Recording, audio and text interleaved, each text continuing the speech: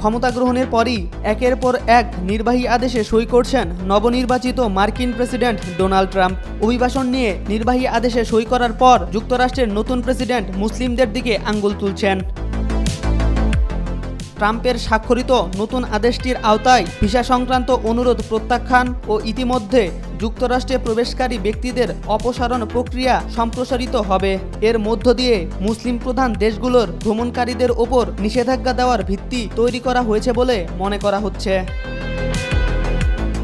গত সোমবার এই নির্বাহী আদেশ জারি করা হয়। এর আওতায় ফিলিস্তিনিদের অধিকার নিয়ে যারা সোচ্চার বিদেশি এমন শিক্ষার্থীরাও পড়বে। অর্থাৎ যুক্তরাষ্ট্রে ফিলিস্তিনপন্থী শিক্ষার্থী বিদেশি নাগরিক হলে তাকে দেশ থেকে বহিষ্কার করতে পারবে সরকার। যেহেতু মুসলমানদের মধ্যে ফিলিস্তিনিদের প্রতি সমর্থন বেশি, তাই এটি কার্যত মুসলিম ব্যান এর রাস্তায় প্রশস্ত করছে বলে মন্তব্য করছেন মানবাধিকার কর্মীরা।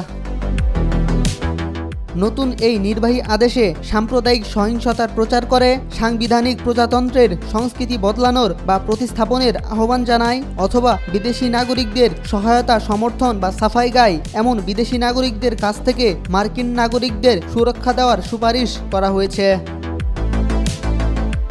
আইন বিশেষজ্ঞ মারিয়াম জামশেদি জানিয়েছেন, নিঃসন্দেহে এর মাধ্যমে ফিলিস্তিনিদের পক্ষে প্রচারণা চালায় এমন বিদেশি শিক্ষার্থীদের লক্ষ্যবস্তু করা হবে।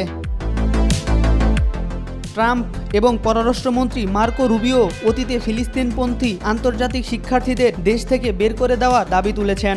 গাজায় গণহত্যা শুরু হওয়ার পর যুক্তরাষ্ট্রের বিশ্ববিদ্যালয়গুলোতে প্রতিবাদ করা শিক্ষার্থীরা ক্যাম্পাসের নিরাপত্তার জন্য হুমকিস্বরূপ বলে মন্তব্য করেন অনেক রিপাবলিকান রাজনীতিবিদ।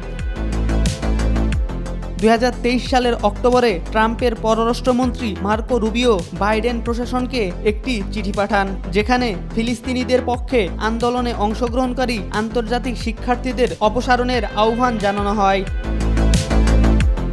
গত বছর রিপাবলিকান পার্টির ইস্তেহারে বলা হয়, হামাসপন্থীদের বহিষ্কার করে কলেজ ক্যাম্পাসগুলোকে আবার নিরাপদ ও দেশপ্রেমিক করে তুলতে হবে।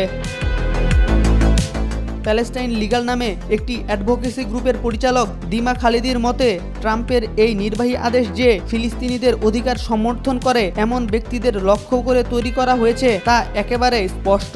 তিনি আরও বলেন, এই আদেশে ইসরায়েলের নাম উল্লেখ করা না হলেও ইসরায়েলের সমালোচনাকে কেবল ইসরায়েল বিরোধী না, বরং যুক্তরাষ্ট্র বিরোধী হিসেবেও আখ্যা দেওয়া হয়েছে।